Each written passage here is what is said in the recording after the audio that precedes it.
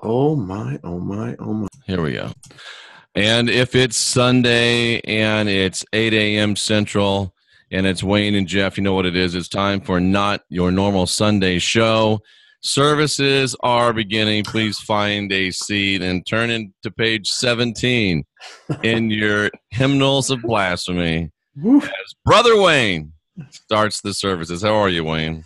Well, let me open with invocation of favor. Just cast a spell on everyone right now. Doing good, Jeff. Boom, there you go. Yeah, and of course, we want to say hello. I want to say hello to my mother, not that she watches, but and to everybody else's mother and to all you mothers out there. Yeah, Happy Mother's Day. And we know a lot of mothers. We do. And even if you have never had a child, you're still a mother, some of you. So. Still a mother. I, some reason, got Otto Guthrie and Alice's Restaurant going in the back of my head here. Oh, wow. You know, you put me on the Group W bench with mother rapers, father rapers. You've ever heard the song? No. Oh, well, do yourself a favor. It's a Thanksgiving tradition, by the way.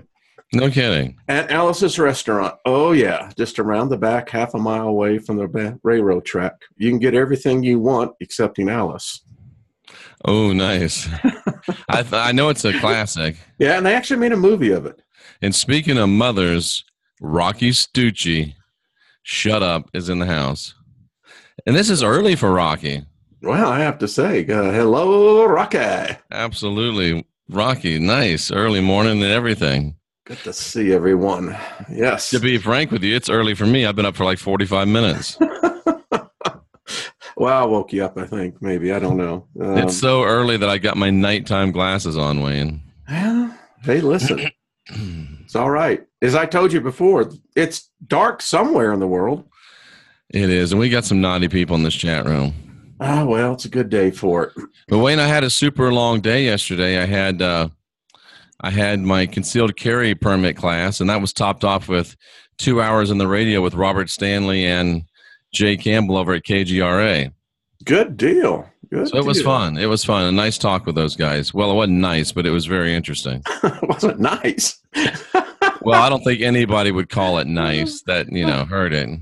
Fun, irreverent, blasphemous, but I don't think nice would be good. But do you really want to finish with a podcast and somebody say, oh, that was really nice? I guess it depends on the context. Yeah, me, no, I don't want nice. I'm not going for nice. I want love or hate, Wayne. Love, I can use. Hate, I can transmute and use that energy. But indifference, I can't do anything with. They say that is, if there is a sin, indifference would be it. But isn't that what you want to give to people that are hating on you? Take the energy, transmute it, and then just give them back indifference? Jeff, this week, it's been the campaign of, I guess, the anti-free thinkers, I'll put it that way, which we know are primarily Christians, have been... I would say almost exclusively Christians. Yeah, I actually found out there's a group that now comes in to my live programs, and before I even say a word, you already get the thumbs down. Oh, yeah, me too.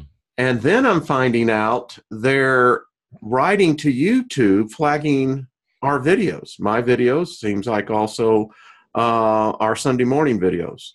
Really? Yeah, you can go in there and you can flag it, and tell YouTube, I think that this video is inappropriate because of hate speech and what have you. That's what they're doing. Well, thank you, Jesus. Praise the Lord. Yeah, so, I just say, I just invoke favor on them. I've been teaching over on my channel probably the most feared book of the guy who started it all for modern-day Christians, King James.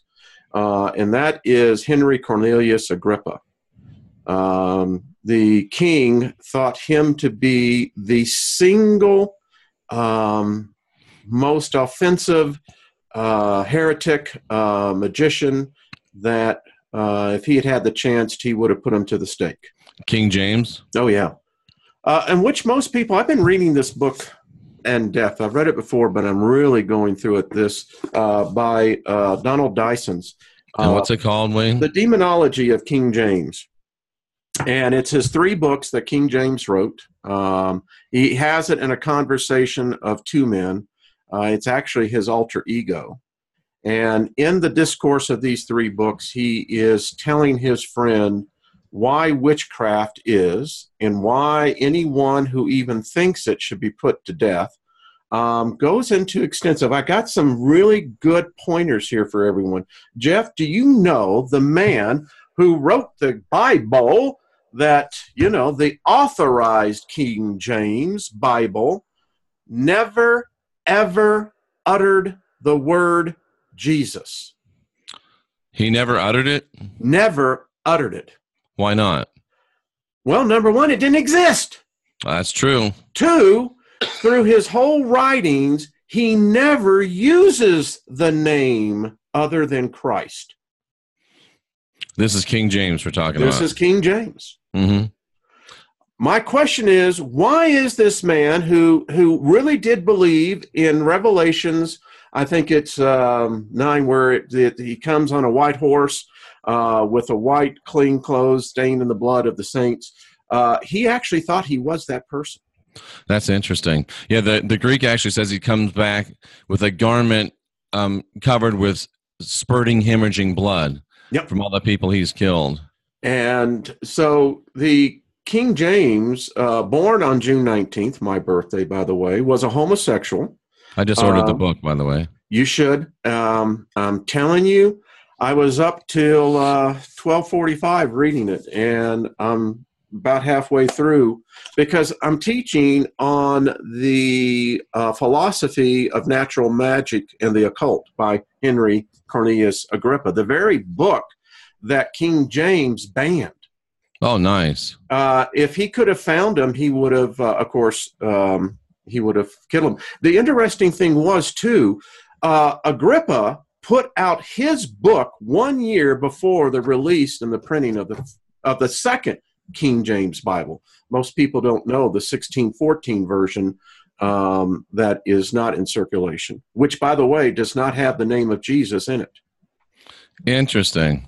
And did you know that the name Christ is just as linguistically absurd as the name Jesus? The word Christ, Christos, in Greek is correctly translated anointed. But by making it the word Christ, they can make it a person. They can externalize it. So instead of us realizing that the Christ is in us, the anointing, the flow, the consecration, they can get us to focus on a outside character. Let's have them focus on our I am, so they don't realize that they are or we are divine, sovereign, and free. Yes, absolutely. One of the things I found as well is that can we stop for a second? Yes, sir. Wes Carlson says he's struggling with the red letters. Wes, may I encourage you to please look at the video I did last week about the red letters? Wayne, you know this, but the red letters were a Catholic idea put into practice by a guy that was in all likelihood a Freemason, and the first red letter in the Bible did not appear until 1901. So how important can they be if they weren't there until 1901? I know some people say, oh, the red letters. That is just, there's no scholarship there. It started in 1901. It was a Catholic idea. The Freemasons probably put it into practice. So you tell me how important those red letters are. And remember, red letters, black letters, they're all Roman letters. They're all King James's letters. Exactly. End of speech. Well, not really, but. Well, number one, King James said all Catholics are heretics. So they could not be trusted. They perverted the true mission of what God had. He had a fear of the devil. The thing that when you begin to see what he did, and it was at his instruction, for instance, a witch, which really means wise woman, they were most vulnerable. They did a thing called... Wayne, we can't have any wise women. We can't have that. Apparently they didn't like it back in the 1600s either. That's for sure. They did a technique. They would strip the woman down, shave her, all the hair on her body, and then they would use this thing called pricking. And it sometimes was a needle, sometimes it was a dagger. Wayne, just think of that. Poor woman accused of being a witch. And what's the first thing these perverts want to do. They want to strip her naked and shave all her hair. Who gets that job? Don't tell me that's not gross perversion. Oh, the thing about Christianity is it's a perverted religion. Oh, yeah. The foundation of it is so gross, so putrefied, that what they did was through this exact fear and intimidation. Now, Wayne, and keep talking about that pricking, and think about the word that has become commonplace in some people for the male anatomy. A prick. And think about this practice you're talking about. Yep, and what they would do, if a woman had a mole, any type of mark on her body, they would push the dagger or the needle in, and if she screamed, then they went to another one, and until they found a mark of the devil where they could press in and there was no pain, and then they found their witch. And they got their confessions, and all the confessions were through torture. Which means they weren't really confessions at all. No. And this guy who wrote the King James Bible, that was his mission, purposely in many parts of the translations inserted his perversion of what he saw Christ to be. Wayne, did they ever try a male witch? No, they had one that King James was going to, but he was a learned man. And by the way, King James felt that if you were a learned man, you were more likely to fall into witchcraft than you would into the Gospels. Of course, because politicians prefer the ignorant. Yes. Even better is ignorant peasants, and even better is unarmed ignorant peasants. Oh, perfect. And this, so they never did. He challenged him.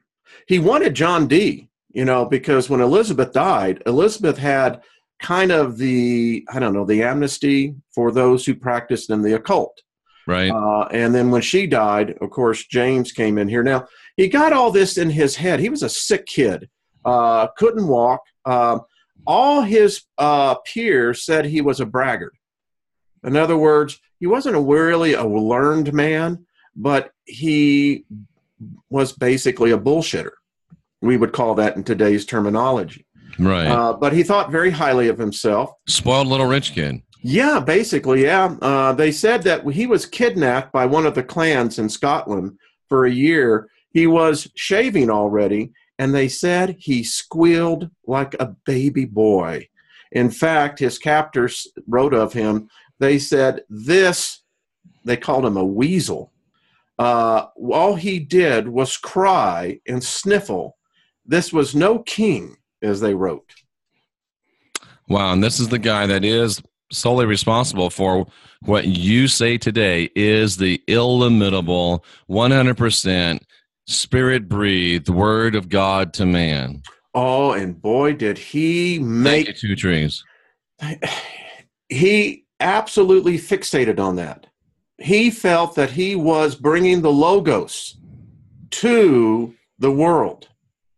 This dude, he was a sick mofo. And on his deathbed, his staff, they actually conducted a spell. They brought in a pig, dressed it as a human. Each one of his lords and ladies played a role. They baptized the pig and then laid their hands on it while they laid their hands on the dying king to transfer his agony into the pig, and then they let the pig out to run and take the pain away. Didn't work, but they were trying. Well, the irony of it, here's this guy who had this crusade. Yep. The Salem witch trials was because of this asshole, and the pain and suffering he brought, it shows that Christianity is a religion of fear and control, not one of gratitude and love. Power Vapor Supply says, well, at least we could have had a barbecue, but they didn't even do that. They didn't even do that. Lady Gray Raven says, isn't that magic? Yeah, that would be. It is magic, yes. And that would be, I guess you could consider it black magic, at least from the pig's point of view. All right, you ready for this? Mm-hmm. So I'm literally teaching the whole book. This is, it's mark my words, others will start imitating us. They're doing it with Lilith.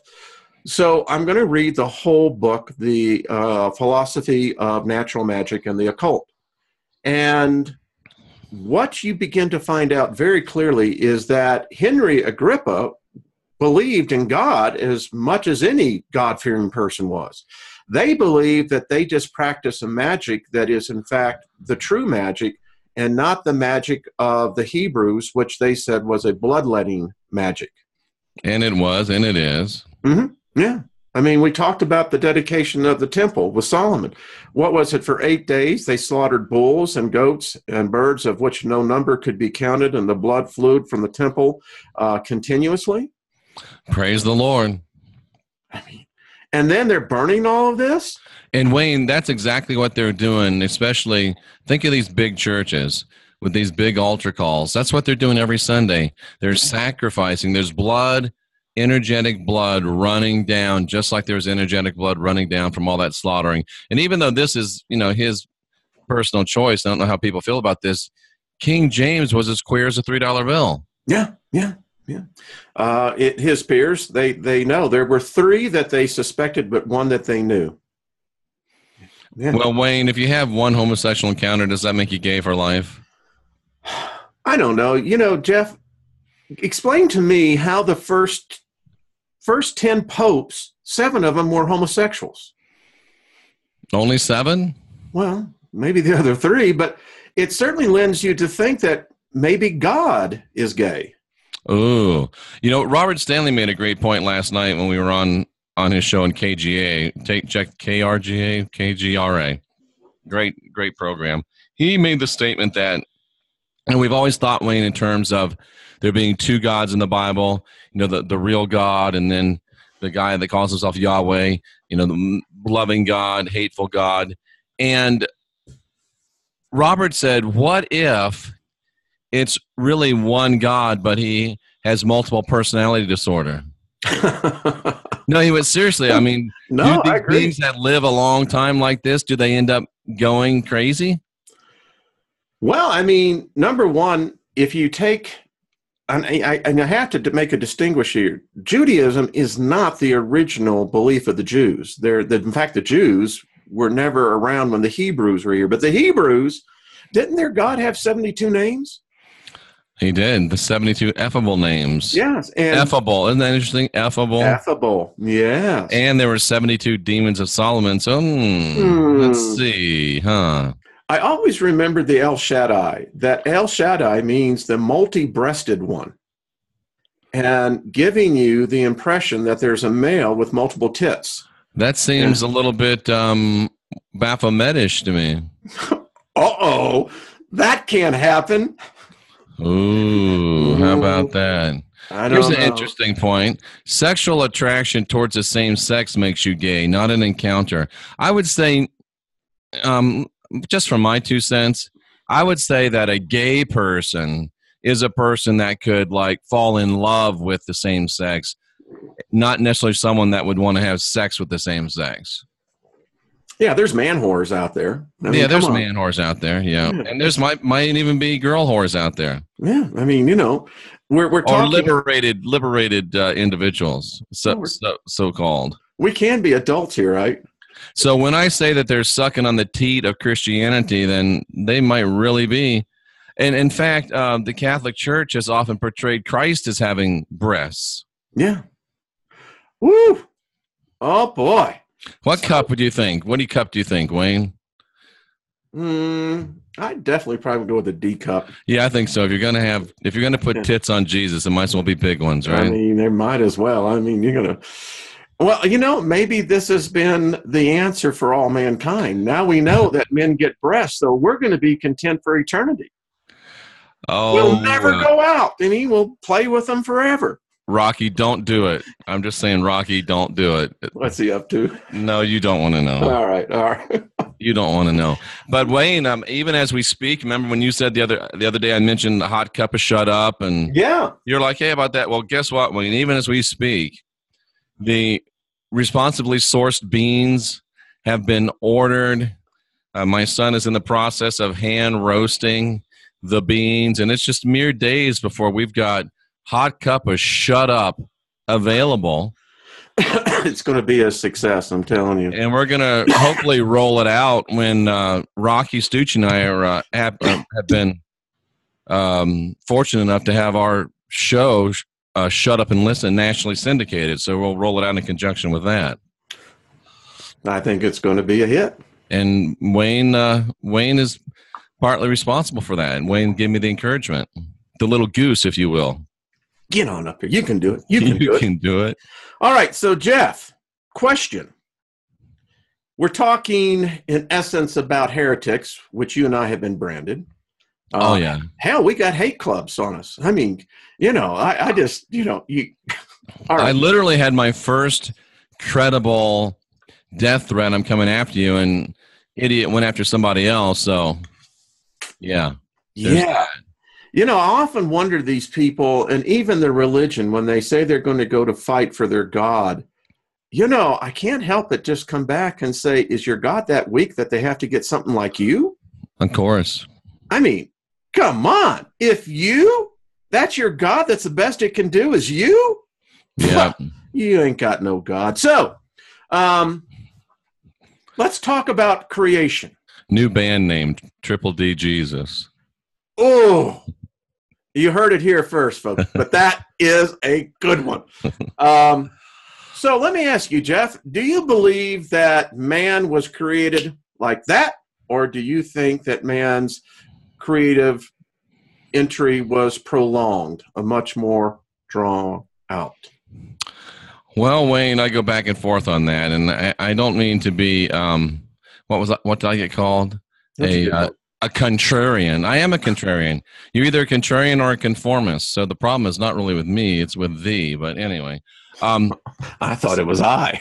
Sometimes I don't buy the story of they created us and one couldn't talk and one had floppy. I think that the true gods, were better at it when they got here, and I think the true creation was pretty seamless and smooth. However, I think there could have been a breakaway set of bumbling gods trying to do what they weren't meant to do, and they could have made some mistakes. So I'm just not sold on the whole bumbling gods thing, but as far as it being the real gods, our real creators. But yeah, that's kind of long answer to a short question. So you're taking that magic that they just simply thought and then man was. Well, I'm talking about I think the real creator, the true father, mother creators, they can create instantaneously and with perfection. That would be my point today. Yeah. I'm not sure on it. I think that in many ways, like the world religions today, most of them were born and propagated within the last 1,000 years. And in many cases, I think where Christianity is concerned, I think it's even more recent than that. I think it's within the last couple of 100 years that we see the form today. But yeah, I'd say so. All right. So I have been reading this book called The Beginning Was the End. It's banned, by the way. You can still get it on Amazon, about $100. The evidence shows that, and I know this is going to be controversial. I know we've got 3 thumbs down. This may get another 3. But the evidence would show that man is, in fact, the genus of a long line of what we call man. For instance, here's just why I can't think of the creation story like a snap. Because what do you do with the Neanderthals? What do you do with the Cro-Magnons? What do you do with the Denisons? What do you do with, all the other subclasses of genus of man, Homo? Yeah. It's interesting. I just pulled it up, and the first thing that comes up is The Beginning Was the End is a 1971 pseudo-scientific book written by Oscar Kiss Merth that claims that humankind evolved from cannibalistic apes. Its premise, one ape discovered that eating the fresh brain of one's own kind increases the sexual impulses. Yeah. Interesting. I mean, I've never heard any Christian theologian explain the evolution of man. We know that these species existed. I mean, it's not, fantasy. There were a race of man called Cro-Magnus. There was a race of man known as Neanderthals. The question becomes, how do they fit into the creation story? That's interesting. Have you read the book yet? I am on chapter 5, and it's blowing my freaking mind. He makes some very, very compelling arguments. Eating the brains of one's own kind increases the sexual impulses. Wow. We know. So you're saying we ate all the Cro-Magnon, we ate all the Neanderthals. No, this was before all that. Oh, okay. Yeah. His contention is that Homo, man, ape man, man ape, however you want to put it, is probably, tens of millions of years old. Interesting. Currently unavailable on Amazon. Yeah, I got the last copy, I think. And because I saw there was one left, I thought, I'm going to get that. It's blowing me away. My wife and I are both looking at this, and all right, so explain to me how the rhesus hemoglobin is in our DNA. You've done videos on this, the RH factor. Yep. So we can't explain all the other species of man. We can't explain them in the creation story. There's evidence that man, today, we have two different species of man. We have the dark-skinned man, and then we have the light-skinned man. The light-skinned man originated in the northern regions, where the dark-skinned man originated in the southern regions. Would that be two different species or just a variation within a species? I think, and sir, it's just my opinion at this point. An opinion defines between ignorance and knowledge. I contend that I think we are two different species. Now, doesn't that kind of drive towards feeding racist beliefs? Well, religion is racist. Oh, yeah, it is for sure. At least Abrahamic religion. Well, it is. I mean, Yahweh said that he called the Hebrews his chosen race. Yeah. I didn't say that. He did. Whereas Peter said that the true gods are no respecter of persons. No. So which one are they talking about? I'm confused. Which Bible writer made a mistake? So we can't, in fact, let me just say. Tracy says she would say they came from different planets. Well, we know that there was life on Mars. Do we not? It says mankind is a newcomer on the earth. He can remember neither the hour of his birth nor his origin. For a long time, he fancied himself the center of the world as he imagined it. And by God's will, it was appointed master. He placed himself at the apex of the imaginary self-constructed pyramid. And as he has evolved, he has been forced to climb down from the very top to where today he is at the very bottom. Interesting. These are just questions I ask. Where did we come from? Now, with the garden story is so ambiguous, you don't know when it is. But yet, we fell into this trap of the Sumerian legend. Why? It's Enki or Enyo. And this is the Hebrew god that came out of that, because that's where Abram came from. I think it's just another spell, brother. Yeah. Because it still doesn't account for the lineage of man. It doesn't. You've studied. You're a theologian, I would say. I'd classify you as that. It will be interesting to see what your take on it, because I'm trying to put this out to sensible people and say, well, how do we bridge these two constructs together? You can't. Yeah. Either one is a made-up fallacy and the other a reality we don't want to accept, or neither is true. It's definitely interesting. It's worth looking at. Ransom says, have you seen how many small cat species there are, all different, but all can mate with each other? Mm-hmm. Yeah. I don't know. It's depending on how you look at it. there are stories, I think particularly in the Colburn Bible, that talks about man was a wild beast, Yeah. mated with other animals until the first time he actually mated with one of the gods, a female. And once he did that, the animal kingdom rejected him. Interesting. Now, that's just another story. Right. But that's what, one of the legends are. And, circling back for a minute, if you are a Christian, and especially if you're a King James Bible-only Christian, how do you now deal with the revelation that King James was, without a doubt, homosexual? And we know how you Christians feel about homosexuality.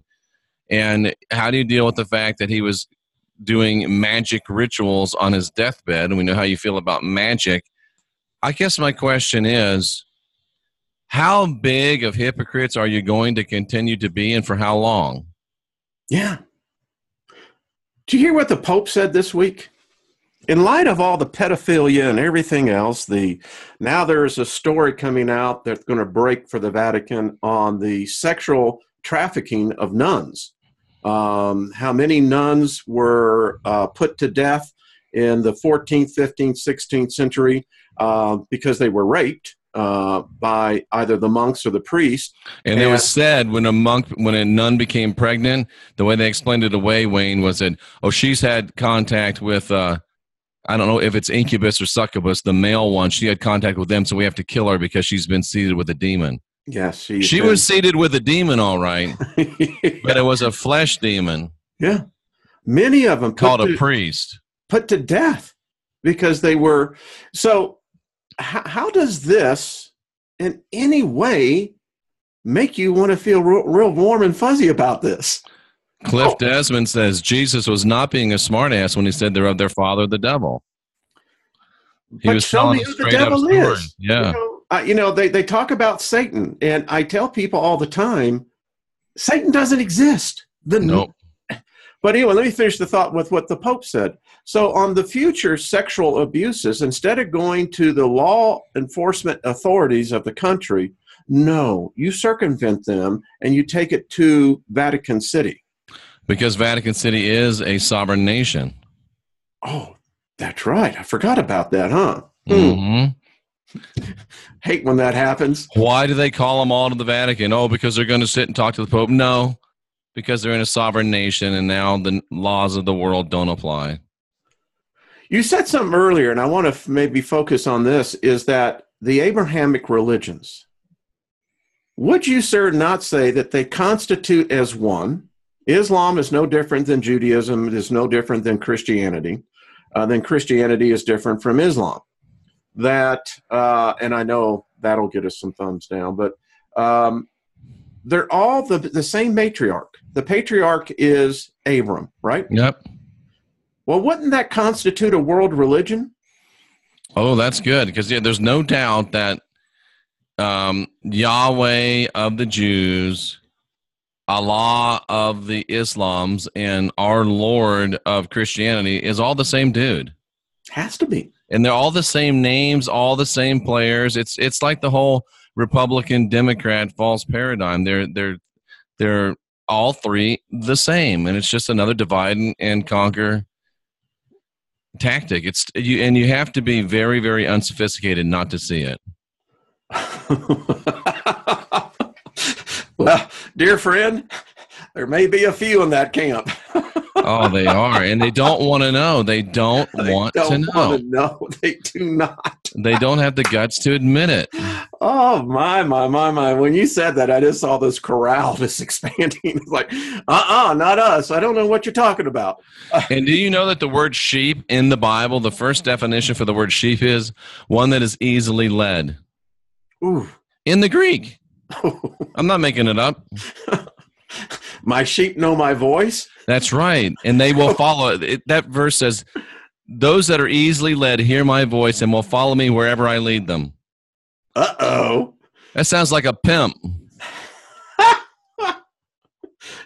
No wonder he dressed with all them jewels and, he's got his train fills a temple. He's dressed like a pimp. Got a big old hat on. I'm thinking of Superfly, with the Yeah, the platform God of the suit, Bible is a pimp. wearing with the goldfish and the heel. Oh yeah, man.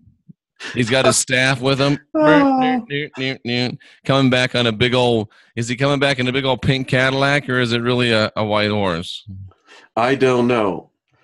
So we got what I say is basically a world religion. It is a Dominates. one world religion. I Yep. mean, Yeah. 5/8 of the world. yeah, and it's yeah, no doubt about it. Yeah. So I've been thinking in the book I'm reading with the philosophy of natural magic, it brings out the fact that Moses was a master magician. Oh, no doubt. So, Jeff, I've been thinking since he practiced the arts, and I think it may have been Tutmos, not Moses, but there's controversy on that. So he knew the arts, what we call magic, whether it was white magic, black magic, I don't know. Is it possible that Moses conjured Yahweh up? Yeah, Pope and Pimp both have 4 letters and both have PP in them. Just saying. Moses, could he have conjured? That would explain some things. I always thought Moses called in an extraterrestrial, a magical drawdown. But what if he did just? What if this Yahweh being is just a thought form created by Moses? That would explain a lot of things. It would, wouldn't it? A lot of things. And it would go with Marshall Masters' book on, the bronze books in their story of the passing of whatever it was. That would explain a lot of things. Coincides too closely with the conjuring of a something, and all of a sudden we get all this chaos, turmoil, death, plagues, the whole bit. And as they go off with the master magician, so does the plagues and everything else. Right. I don't know. Very interesting. Very interesting. So everything that we read from there on out would make this the reason why Judaism has failed in the manner that it has, because it did not have the original spells that the master magician had. And those secrets were passed down until, which I contend, if Solomon existed, I don't know if he did or did not, but if he did, he may have been the last one that actually knew these secret arts. So how did it get lost? And how has the Pope kept it going without any magical abilities? Yeah, I've been thinking about that, is that if we think about what Ethiopia played and how today they keep on coming into the center, did in fact Sheba leave with some of these secrets? Why would they have let her? Well, because she was married to Solomon. I think she carried his seed. Interesting. And because I just don't know how they would have lost the ability and how they would have kept it going for so long if they didn't have if they lost the magical abilities. Well, they lost their instruments. I mean, wherever the Ark of the Covenant, if it was in fact a actual physical thing, it was obviously a huge power source. I contend that whatever this spirit was, and this is just something that I've thought about, when Solomon betrayed this God, call him Yahweh, whatever you want to call him, that betrayal is when this God left. He'd had it. Way back then, huh? Yeah. As far as he was concerned, there was no longer a legal contract in Forza that had been violated, and he left. And ever since then, they've never been what they were. So what if Sheba left with some of these secret arts? Kind of consider it like an inheritance to her son, Solomon's son. And we don't know how many sons or daughters Solomon had. He had his concubine was 1,000 women? Wow. So I'm just saying, because Ethiopia, ever since that point, has always been a strong center of something. I'm just speculating, just putting it out there. That's interesting. But I mean, Ethiopia now, with all the plagues and famines and stuff. Yeah. So think about this. The plagues came in with Moshe. As he leaves the supposed story, the plagues go.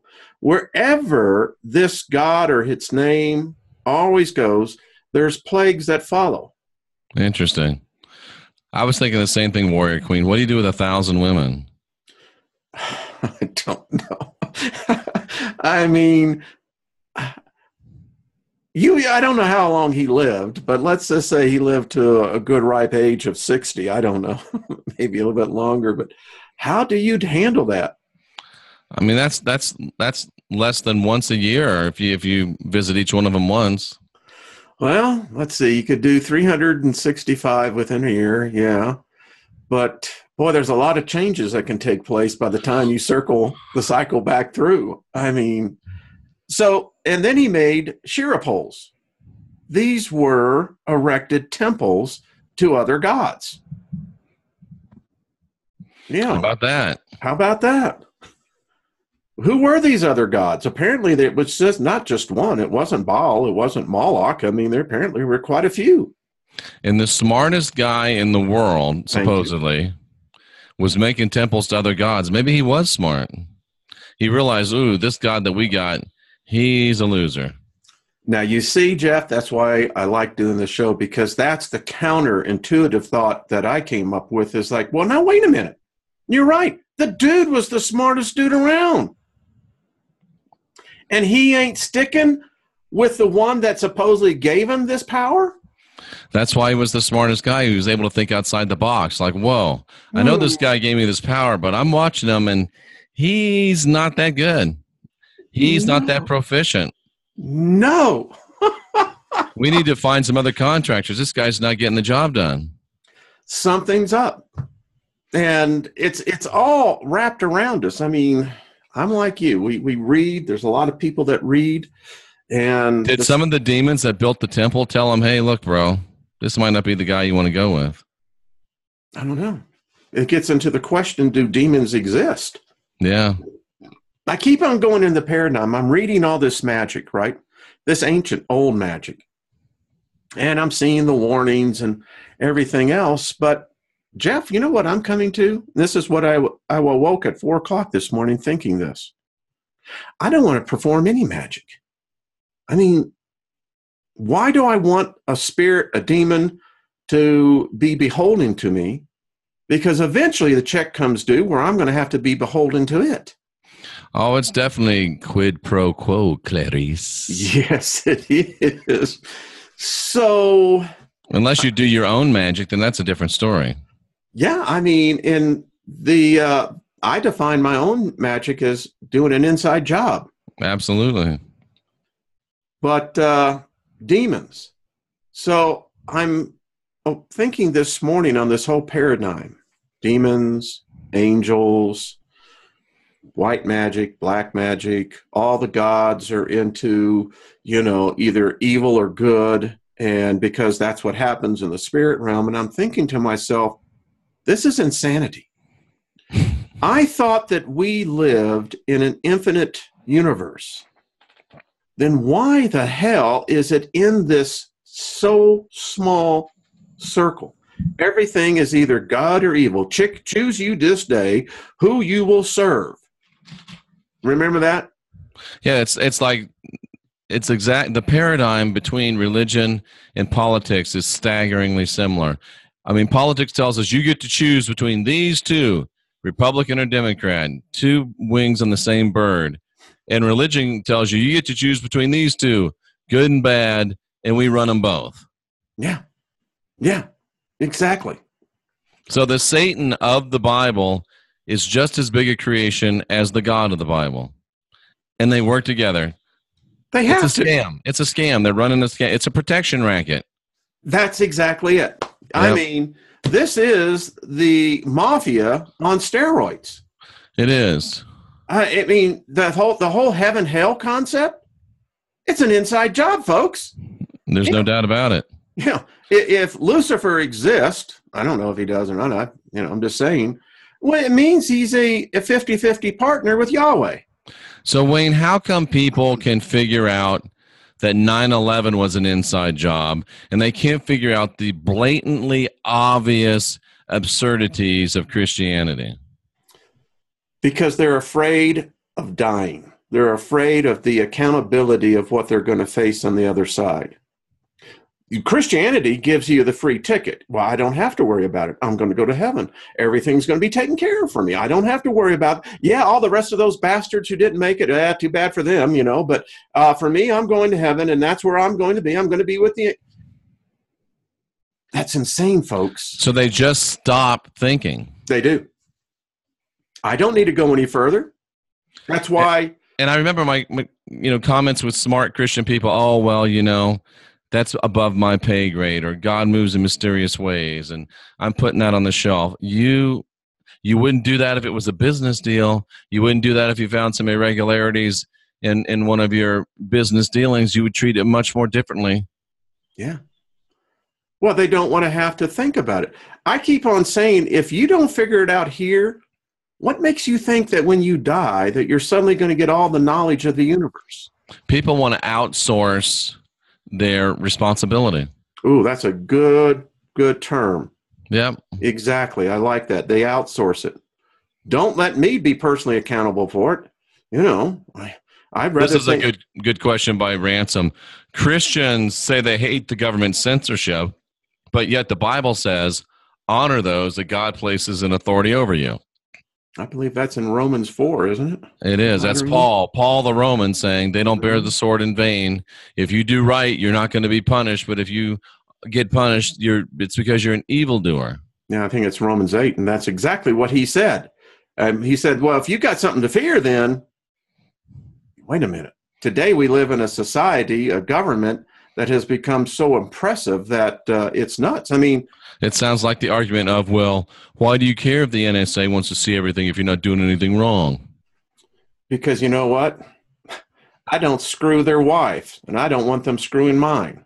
And Wayne, it's so ridiculous. I took this concealed carry class yesterday, and the place that we have come to in this country is that our constitutional right to keep and bear arms is now not protected, and the rights of people to come into your home, your place of business, and do you harm, their rights are more protected than your constitutional rights. Yeah. Listen, people are all for the president and what have you. You know what pisses me off? They're releasing nearly 180,000 illegals into this country, and do you know they're giving most of them housing?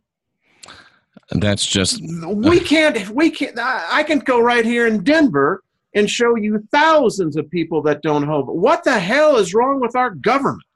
It's like it's upside down. If you're a citizen, you have no rights. If you're a criminal, you've got more rights than a law-abiding citizen. I mean, you can't. If you sit back and look at it objectively, it's impossible to come to any other conclusion other than, for some reason, the American, the prototypical American way of life is under tremendous attack. There's something about it. It's not perfect, but there's something about the guarantee of a person to be able to be independent and sovereign that somebody in this world, a lot of somebodies, really don't like. Well, Barack Hussein Obama said, I am going to fundamentally change America. He did. He did. Is it wrong for me to want to fundamentally rearrange Barack Obama's face? Do you know what that son of a bitch did? Literally, an hour before Trump comes to the White House, that son of a bitch, illegally, by the way, goes and gives the Palestinian Authority $256 million. Was never authorized by Congress, never authorized by the Treasury, just because Barack Obama said to. Is there really any reasonable doubt that Obama was a Muslim? He was a Muslim. They converted the White House, because they have a chapel in the White House, to a mosque. And we have data on that. We have validity on that. That's so crazy. Yeah. Did Trump change it back? I believe he did. Yeah. Yeah. He's no Muslim, that's for sure. I mean, say what you want about Trump. I mean, at least he's upfront. He's transparent, ridiculously so. Ridiculously. What you see is what you get. I mean, I think right now we are at a crossroads in America. Look at YouTube and Google. I mean, the censorship that YouTube does. I mean, it's bordering fascism. Thank you, Satan. I mean, thank you, Satan. Yeah, Obama. What was it? Yes, we can. Yes, thank you, Satan. Yes, yes. We live in a very different time. I think something's happening to us. It's weird. I contend that we're seeing the takeover of the United States by the mega corporations. Oh, yeah, no doubt about it. I mean, they control Congress. I think they control the executive branch, most likely control the judicial branch. They write the laws. How does Amazon, who is one of the richest companies in the world, not pay 1 penny in taxes? I mean, isn't it a no-brainer to say, yeah, we'll continue to give you tax breaks and stuff like this, but at the end of the year, regardless, every entity, be it corporate or individual, is writing a check for 10% of their earnings? I don't know. Yeah. 10% of... Oh, you mean as a tax? As a tax. 10%, 10%, which is nothing, 10% tax on the corporations. I don't know if that could alleviate the national debt, but it can go a long way towards it. Well, I go with the structure that Rand Paul came out with, which is, I think, one that makes sense. In fact, Alan Keyes back in the did the same thing. If we passed a corporate tax rate of 20%, flat 20%, no exemptions, no nothing, you pay 20% of what it is, we would still be the cheapest taxed industrialized country in the world. Yes, it would bring more investment to the United States. It would flush our capital system with foreign investors. Instead of today, the United States Federal Reserve cannot sell the Treasury notes. We've been buying them back. It's called monetizing our debt. Yep. And it's crazy, but they don't, it's obvious they don't want it to work. No, they do not. They want failure. They don't want it to work, which is scary. Well, the Republicans, I contend, are no different than the Democrats. Listen, no, they're not. They just passed, our country, we should have a budget. It's required in the Constitution, by the way. But we've not had a law-abiding Congress or Senate in decades. They continue to pass continuing resolutions. And we want to know why. They just passed a new budget over $2 trillion. Yet we've taken more taxes, but yet we're going broke. I just read that they said the true number that the United States citizens owe is almost $300 trillion. Craziness. 300 trillion. Jeff, that puts a debt on you and I, our grandchildren, children coming down, of $599,000 per person. It's never being paid back. It's beyond. So what are they going to do? What do you do to suddenly wipe the books clean? It'll be interesting to see. I mean, talk about that tonight. That's a question I'd like to have people talk. What are you going to, they've got something planned. Something's up. They're not going to pay it back. It's going to be interesting. I don't know. Do you think that we're on the socialist slide? I can't see this country ever giving in to socialism. There's too many of us. So they're going to have to disarm us. They're going to have to try. Well, in Colorado, they're doing a real good job of it. Of course, this week we had another school shooting right here in my community. I live in Highlands Ranch. That's horrible. And they found out now the parents did everything right. They had the guns locked up in a safe. The kid broke into it. Kid, he's 18 years old. And so here we are again. Now, I contend that if you had open carry, where, I hate to see that schools are becoming an armed encampment. Oh, I don't mind. How about 20% of the teachers armed? That would change things. That would change everything. Yeah. Because those little pieces of shit are not going to go marching into a school locked and loaded if they know that 2 out of 10 teachers are armed and are trained to take their sorry little asses out. Yeah. And instead we have a young man who sacrificed his life. They're still heroes. I give hope to this generation. He ran right to them, and they shot him multiple times as he was taking them. But you know what? That was all unavoidable. I think Florida has now passed it to where teachers can carry. And in the state of Kansas, there's teachers that are carrying as well. Is there? Okay. And I'll say it again. I know that people get mad at me for saying it, but there were no mass school shootings in Tombstone. Doc, I think you'd be right about that. Absolutely. I mean, think about it. Absolutely. Well, it's a statistical fact. I had this argument with someone that, let me tell you what, if the citizens are all carrying, it's going to take a real idiot to try to do an armed robbery. It changes the whole paradigm. I mean, it does. I mean, the cashier's carrying the gun, you know. Criminals are looking for the path of least resistance. Exactly.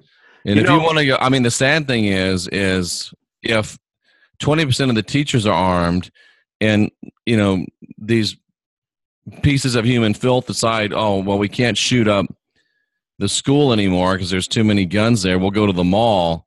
That's the problem. Mm-hmm. It is. It is. I mean, I have to admit it. We don't go to the shopping malls. I mean, today it's too weird. That's just not true, Susie. She says all the schools in our country now have armed teachers. That's just not true. No, they don't have them here.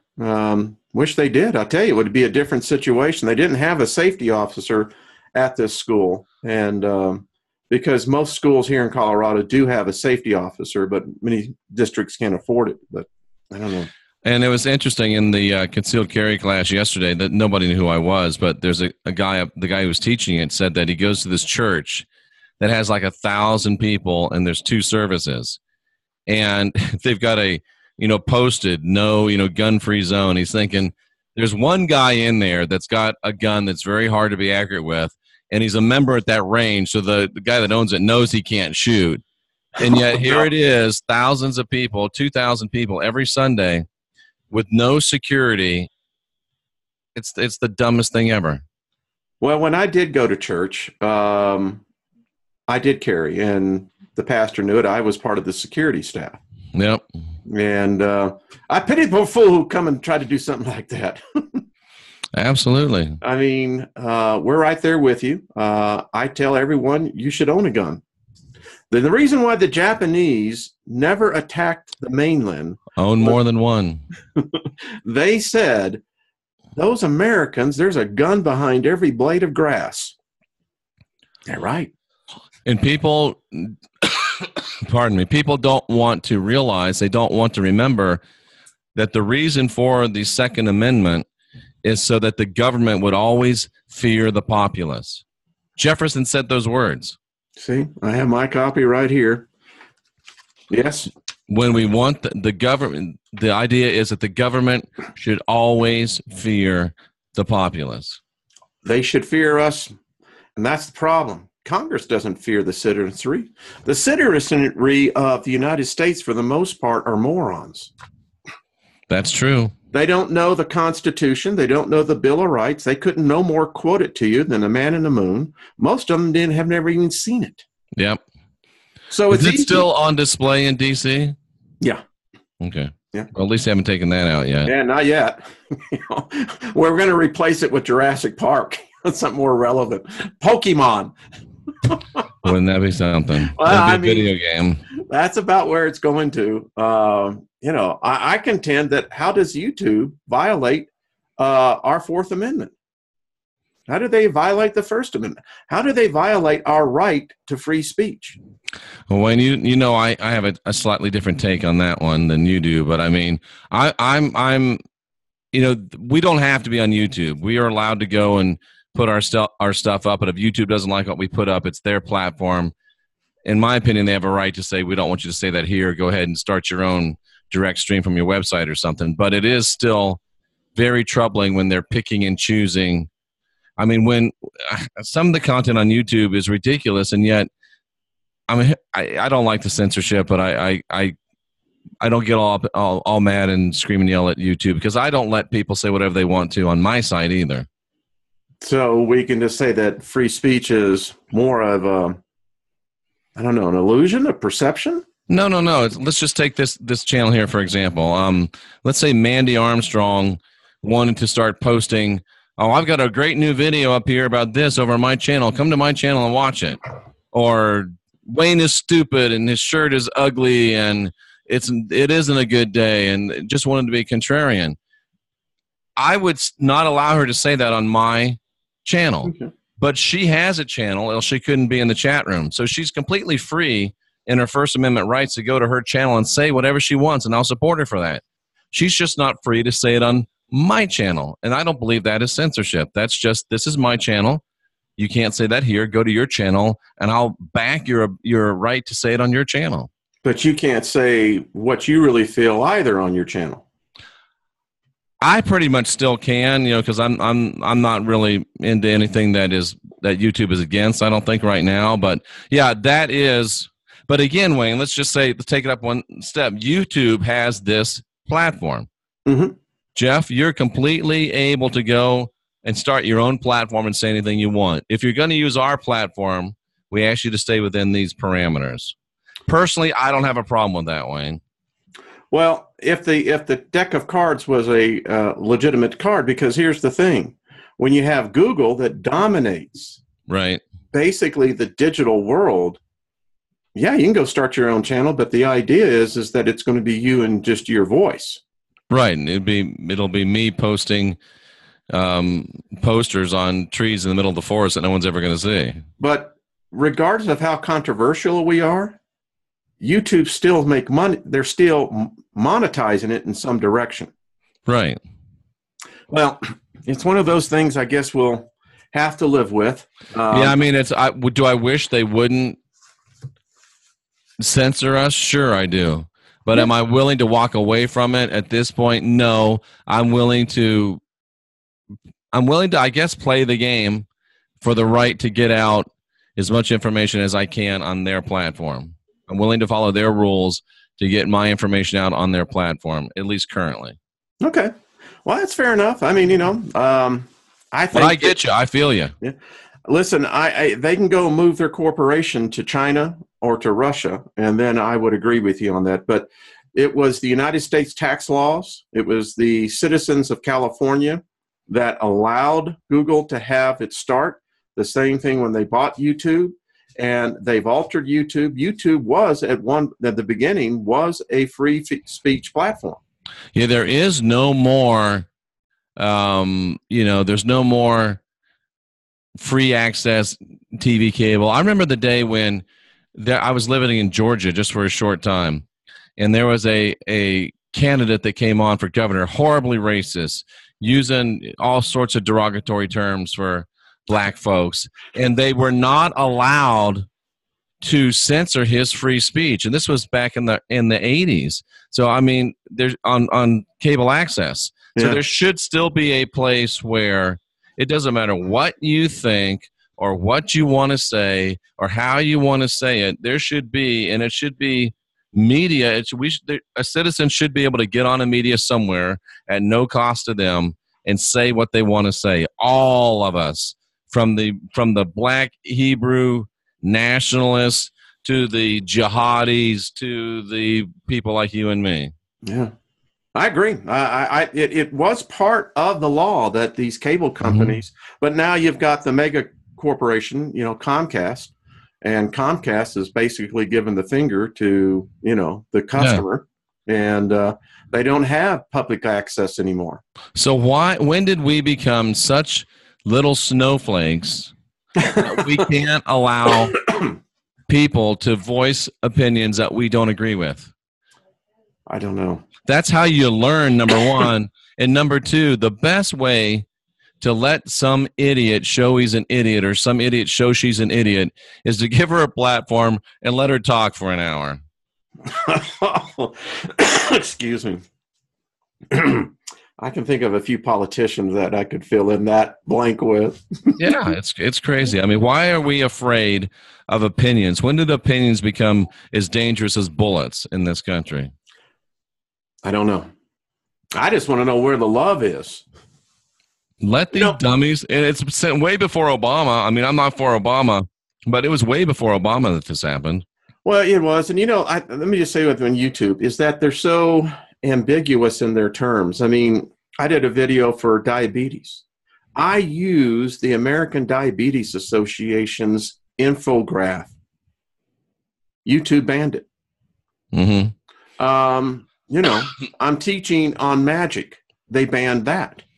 I wonder, Wayne, if, just about, well, a lot of my videos now get flagged and then they review them. But they only review them after there's been 1,000 views. And there's still ads on the video. So where does the money go to them? For the first 1,000 views? They steal it. And that's called work. Yeah, that's called stealing where I'm from. It is stealing. It is stealing. Yeah. I mean, so that tells me that they don't have a high ground here. No, they don't have the moral high ground. They do not. They do not. Well, buddy, I think you have a big week coming up, don't you? Yeah, we're going to be heading over to LeakCon. Maybe next Sunday we can do the show live. Who knows? We'll have to talk about it. Yeah, we're going to be over. I'm going to go see Doc Holliday's grave. We're going to do a lot of interesting stuff. Jay Campbell will be there with me. I believe Halo Marquise is going to be there with me. So we're going to have a good time. A good time will be had by all at LeakCon. We'll have a table. Look for the big plastic Jesus. You'll see him standing there. And come on over and say hello. Well, I hope you have a good time out there. And if you want to come over and say screw you, you can do that too. Well, have a successful show there, my friend. Enjoy it. I think Ransom will be there doing some videoing, I think, and making a documentary. Excellent. Excellent. Well, we'll have some good weather for you. Enjoy it for sure. Excellent. I'm looking forward to it. It'll be a lot of fun. All right. Like I said, that's what you're going to be doing. Have a good time with it. You bet. Well, Wayne, it's a pleasure to be with you again. I mean, I don't know how long we've been doing this show, but it's been a while. Going on 2 years. Yeah. Going on 3 years. I think we started in August 2 years ago. Did we? Wow. Yeah. So good stuff. I don't know. There's not too many shows I know that go into the third year, but that's what we're doing. Maybe one day we'll catch up with Supernatural, 15 seasons. I don't know. That's funny. All right. Well, have a safe trip, my friend. Thank you so much. Thank you to everybody in the chat room for being here. Wayne, it's been a pleasure and honor as always. Have a great week. We'll see you next week, literally. We'll see it. All right. Bye-bye.